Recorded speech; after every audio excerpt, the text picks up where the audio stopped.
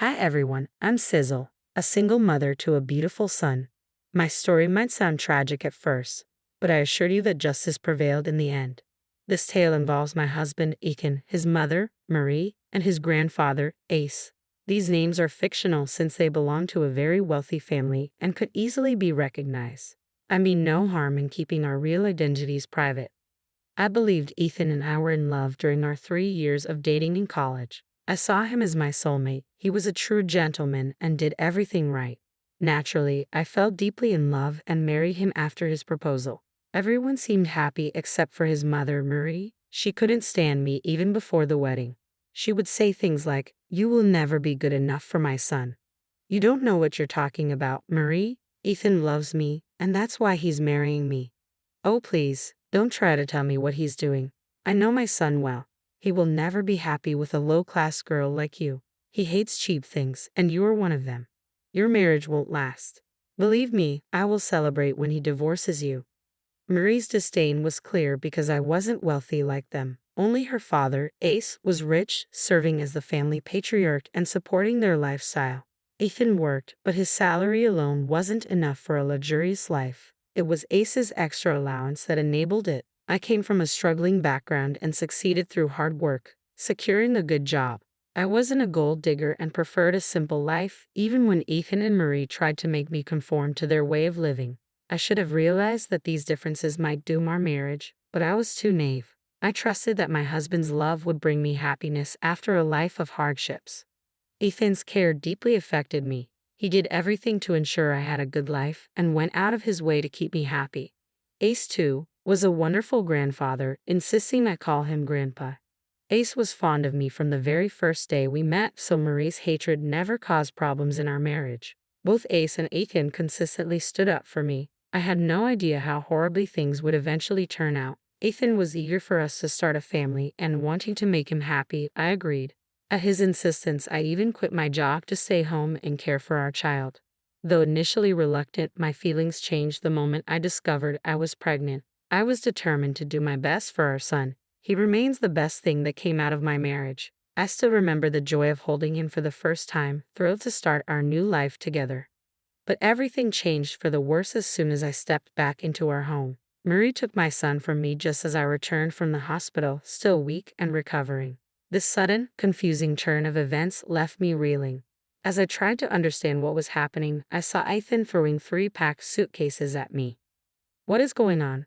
What are you doing?" I asked, bewildered. "What do you think we're doing, Cesal? Your time is up. You need to leave the house," Ethan replied coldly. "Wait, what? What are you talking about, Ethan? What's happening?" I pleaded, desperately trying to understand. "We're kicking you out, and I'll be divorcing you very soon. That's what's happening, Cesal. Did you really expect me to put you on a pedestal and worship you for the rest of my life? Why are you being so cruel? What's happening? Why are you doing this?" I cried out, in shock and disbelief. "You have served your purpose," Ethan said, his words cutting deep. "We don't need you anymore, so take your trash and get out." "You have to be kidding me, right? Marie, you can't do this to me." "Ethan, why are you doing this? What's going on?" I pleaded, my voice shaking. "Didn't you hear my mother, Cesal? You've already given birth to my baby, so I have my heir. I don't need you anymore. I'll be divorcing you at the first chance I get," Ethan said, his words slicing through me like a knife. I felt like I was in a horror movie. The man I had married was now a stranger, cold and unrecognizable. I shook with anxiety, overwhelmed by their cruelty, my emotions still raw and my hormones in turmoil after the birth. Marie's voice cut through my sobs. "The housekeeper has packed your clothes so you won't taint this house with your presence any longer. My sweet grandson will be raised with the finest care and soon forget about his cheap mother." "That's impossible. I will never leave my son behind. If you want me out of your lives, I will go. But I won't abandon my child," I cried out, desperation lacing my words. "By all means, Cesal, leave. Who said we want you to stay? We're telling you to go. You have no choice," Marie retorted, her words dripping with disdain. My heart was shattered from Ethan's betrayal. Marie's animosity had always been clear, but I had dismissed it as jealousy. Her sudden interest in me after I got pregnant had seemed suspicious, but I had never imagined it would come to this. I couldn't fathom why Ethan, the man who once loved me, was acting this way. My mind struggled to accept that he didn't love me anymore. Tears streamed down my face as I looked at Ethan. How can you be so cold to me, Ethan? Don't you feel anything kicking the mother of your child out of your house? My child won't meet a mother. Like Mom said, we have plenty of staff around the house, he replied, his words void of any warmth or humanity. Who will help my son grow up to be like me, Ethan? You want to take him away from his own mother? Do you really think he'll have a great life without me? Our son needs his mom, I pleaded, my voice trembling with desperation. Ethan laughed, a cold, heartless sound that shattered my already breaking heart. I stood there, frozen, unable to believe what was happening. The man I had loved was disappearing, replaced by a monster who cared nothing for me or our child. When Ethan finally stopped laughing, he sneered, "What makes you think my son needs you? He's just a newborn. He doesn't even know who you are. We can hire plenty of wet nurses and nannies to ensure he grows up well." "My son is right," Marie added with a smirk. "My grandson will have everything he needs. You're the last person fit to raise him. You're a low-class woman who can't even dress herself properly. If I left my grandson in your care, he'd turn out to be a loser." "Oh, how embarrassing you've been all these years. I'd rather die than see my son suffer the humiliation I endured because of you." Ethan's words dripped with disdain, as if he regretted every moment he had spent with me. His eyes were filled with contempt, and his voice carried the weight of years of annoyance and regret. Shaking, I could hardly find the words to respond. Tears streamed down my face as I choked out, "Did I humiliate and embarrass you? How?" "Do you really want to know how you embarrassed and humiliated me?" Ethan retorted, his voice filled with venom. "Just look at you, Cesal. You come from a low-class family and used to work a 9-to-5 job like some broke woman." I needed to hear those words to finally see Ethan for who he truly was. As painful as it was, his cruel honesty exposed the depth of his contempt. "You were never suited for an upper-class family like ours. Mom tried so hard to teach you her ways, but you didn't even want to learn anything," Ethan scoffed. "Wait, so you wanted me to become a rich snob? If I was such an embarrassment, why did you even fall in love with me?" "Who said I fell in love with you, Cecil?" Ethan sneered. "You were beautiful, so I thought maybe I could groom you into a nice trophy wife. But your cheap habits never went away." "In that case, why didn't you just leave?" I asked, hurt and bewildered. "I would have dumped you after having some fun, but then Grandpa liked you. He wanted us to get married and have kids. If I'd walked away, Grandpa would have been furious, and I'd have lost his support. That's why I married you. Now that you've given me the grandson I wanted, I have no use for you anymore." So that was it. Ethan had married me because Ace wanted me as his granddaughter-in-law. Ethan feared that if he left me without reason, Ace would cut off his allowance and inheritance. To stay in Ace's good graces, he married me. Ethan's insistence on having a child suddenly made sense. He wanted an heir to secure Ace's fortune. I had naively complied, and now I was suffering the consequences. This was all part of Ethan and Marie's twisted plans. Ethan had never loved me. He had only wanted to use me for his benefit. The man I married wasn't my soulmate. He was a manipulator. Disgusted, I said, "So that's what this was all about. You just wanted your grandfather's fortune and used me to get on Ace's good side. You destroyed my life just for that." "Who cares about your life, Cesal?" Ethan replied coldly. "As far as we're concerned, you have no relationship with us anymore. I'm still the mother of your grandson and married to your son, Murray. You can't end relationships in a day." "We're already working on that, Cesal. You don't have to worry about it," Marie said, her voice dripping with contempt. "Our best lawyers are handling your divorce and the termination of your rights to my grandson." "I will never let that happen, Marie. I don't care if Ethan divorces me. My love for him is already gone. I won't stay with someone who doesn't love me. But if you think I'll give up my child, you're both dead wrong." "What can you do, Cesal?" Marie sneered. "We'll get the best lawyers and trap you neatly. Don't worry, we'll even offer you some good money to disappear. We'll compensate you with what we think is reasonable. Cooperate, or we'll make your life a living disaster." Their threats ignited a burning rage inside me, replacing my heartbreak with fury. I looked at them, their faces smug and confident. Marie still held my newborn son, and I knew asking for him back wouldn't work. She had more people on her side, and I was too weak to fight. I didn't want to risk my son's safety by trying to snatch him away. Instead, I took a deep breath and spoke calmly. "You want me out of the house? Fine, I'll leave. I'll go right now. But I will not let you take my son from me." We'll see what you can do, Cesal, Ethan said with a smirk.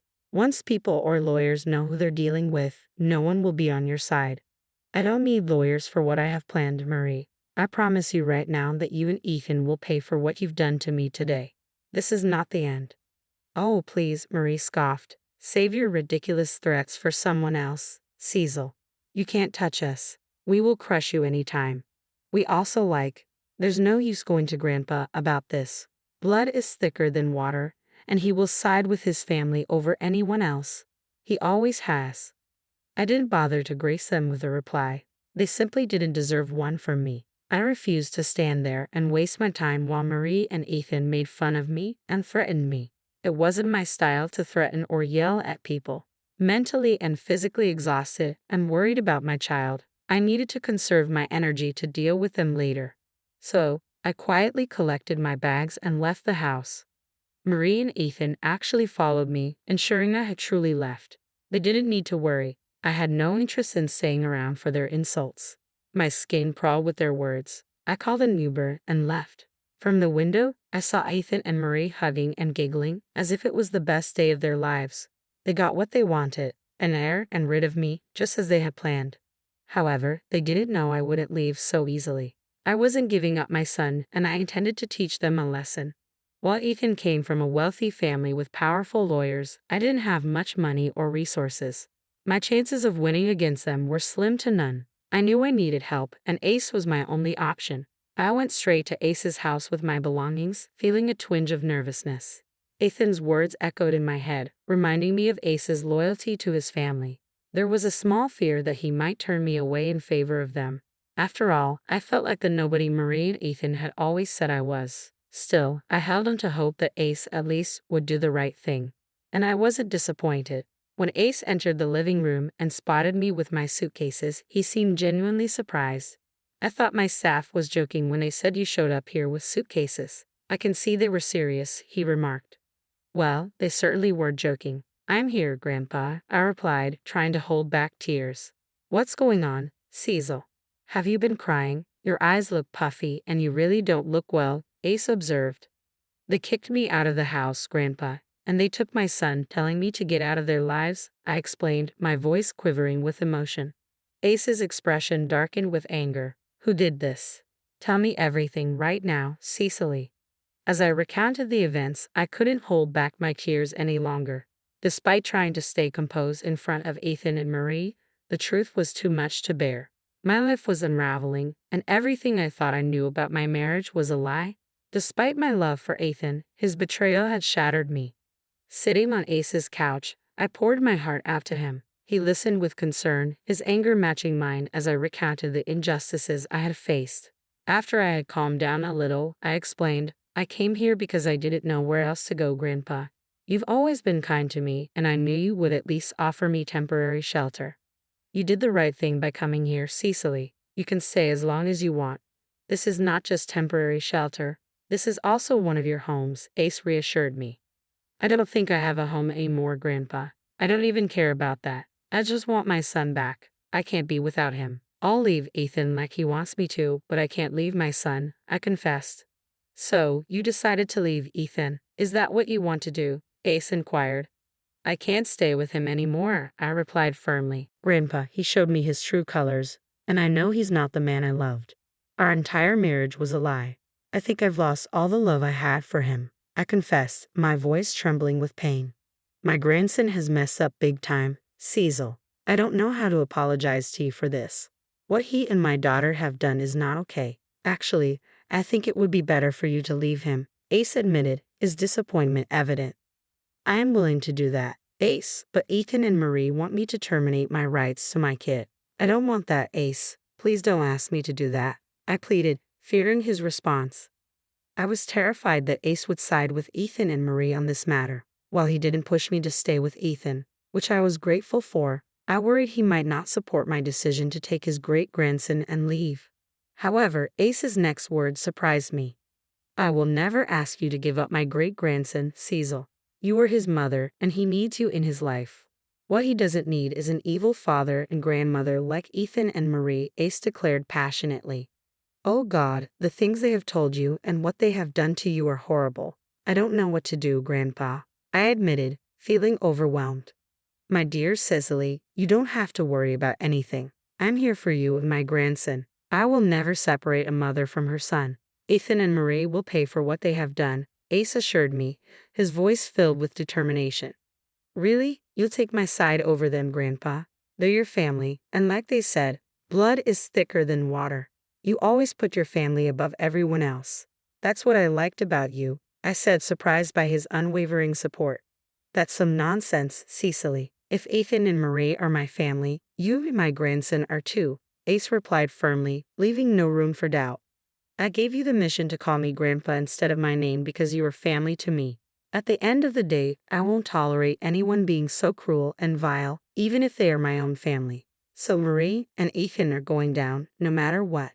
Ace's kindness brought tears to my eyes, but in a good way. I was truly fortunate to have Ace as my grandpa. He filled a little hole in my chest that was there because I never met my own grandparents. I will always be grateful to Ace for what he did for me. He was furious and promised me justice. Quickly, he called his staff and made a few phone calls. Meanwhile, Ace's housekeeper stayed with me, ensuring I had food and was all right. It was ironic that an unknown woman was showing me more compassion than my own husband and mother-in-law. I hated myself for falling in love with a man like that. After a while, Ace returned to the living room and asked me to come with him. In the car, he shared his plan for Ethan and Marie. It was glorious, and I couldn't help but feel a little sorry for what was about to happen to them. Their lives were about to take a drastic turn for the worse. We arrived at the house, and the staff let me in because Ace was with me. Ethan and Marie came rushing down the stairs to see why I was there. However, their demeanor changed when they saw Ace's angry face. It was enough to send shivers down anyone's spine. Despite their attempts to maintain a fake pleasant expression, their nervousness was evident. They greeted Ace, trying to mask their apprehension. "Do I look like I'm here for lunch, Marie? Why on earth did you kick out your daughter-in-law, and what am I hearing about taking away my great-grandson from her?" There was also something mentioned about a divorce. Care to explain that, Ethan? I don't know what you're talking about, Grandpa. Cecily left of her own accord. She said she doesn't want to be a mom or a wife anymore. We didn't do anything, Ethan replied hastily. That's right, Dad. Cecily walked away on her own, and now she's spreading lies about us. I always knew she wasn't a good fit for the family, and now you know what kind of a horrible woman she is, Marie chimed in, attempting to paint me as the villain. Their attempt to twist the narrative shocked me. For a moment, I feared Ace would believe them. Even Ethan and Marie seemed confident he would, but they were left flabbergasted by Ace's response. Do you think I don't know what goes on in this house? Do you think you can manipulate me with lies? Dad, we're not lying to you. Shut up right now. I don't want any filthy lies coming out of your mouth. Have you forgotten that this house is in my name? The staff here are on my salary, so they tell me everything that happens around here. Yes, I know everything that you two have tried to do. Did you really think I would let you off the hook so easily after you manipulated me and Cecily? I can't believe this, Grandpa. Please, you have to understand. I don't love Cecily. I only married her to make you happy, Ethan pleaded. Oh, don't worry. I know all about how you had planned to use and discard Cecily, but only married her because you didn't want to risk losing your inheritance. You think that was a noble thing to do, Ethan? Is that the values you uphold? I taught you. Perhaps it was your good-for-nothing mother who made you this way. Ethan tried to interject, but Ace shut him down immediately. Did I give you permission to talk, Marie? Ace's voice was sharp, cutting through the tension in the room. Marie and Ethan were now seriously scared, while Ace remained very, very angry. I couldn't help but enjoy watching them being scolded by Ace. It was glorious, but I knew it was just the start of the show. Ace continued to berate Ethan and Marie for a good hour, reducing them to tears. He reminded them that they were both at his mercy because they lived on his money. When he was done, Ethan was literally on his knees, begging for forgiveness, while Marie cried like a child. I'm so sorry, Grandpa. I can see that I made a big mistake. I was just overwhelmed and made the wrong decision, Ethan pleaded, his voice shaky with remorse. Yes, we're sorry, Dad. We truly recognize our mistakes. We shouldn't have separated a mother from her child. Cecily can move back here if she wants to. Yes, she can come back, and we'll welcome her with open arms. I promise I will be a better husband, too. I will work on myself. Things will go back to being perfect again, Ethan rambled, desperation evident in his tone. I don't think any of this is your decision to make. You two are no one to allow her back into the house because this house is mine. Plus, it's up to Cecily to decide if she wants to stay married to an imbecile like you, Ethan. What do you say, Cecily? Do you forgive them? Ace turned to me, awaiting my response. I knew well enough that if I said no, there would be dire consequences for my husband and mother-in-law. But I couldn't bring myself to say yes, knowing their remorse was only surface level. So, I calmly looked at Ace and said, no, I don't think I can forgive them, Grandpa. Plus, I haven't even asked for my forgiveness. Please forgive me, Cecily. We made a huge mistake, dear. We are family, so let's just look past this one time. I'm sure we will have a stronger bond after this, Ethan pleaded once more.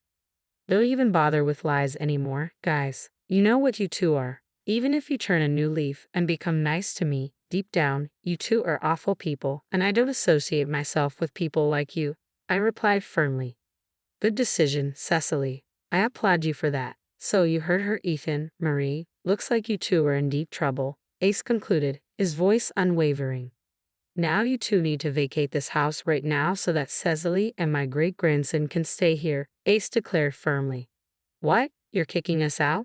You can't do that to us, Dad, Ethan protested. My staff has already started to pack your bags on my order. I will have you two thrown out just like you tried to throw out Cecily. Oh, and one other thing, you can kiss your allowances goodbye. I won't be wasting any more money on imbeciles, Ace retorted, his tone unyielding.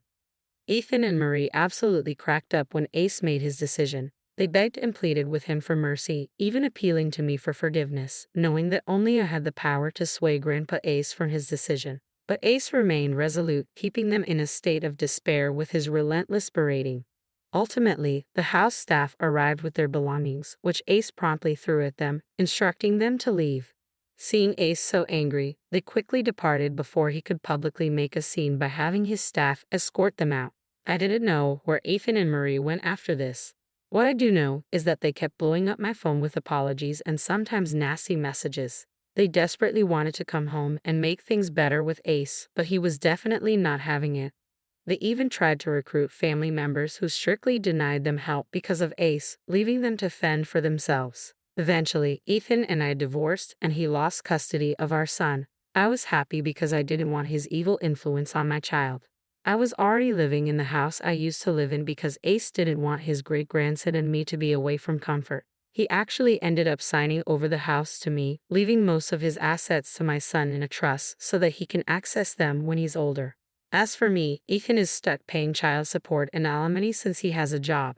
It's not much for me because Ace also gives me an allowance, but it is a lot for Ethan, who now has to support his mother and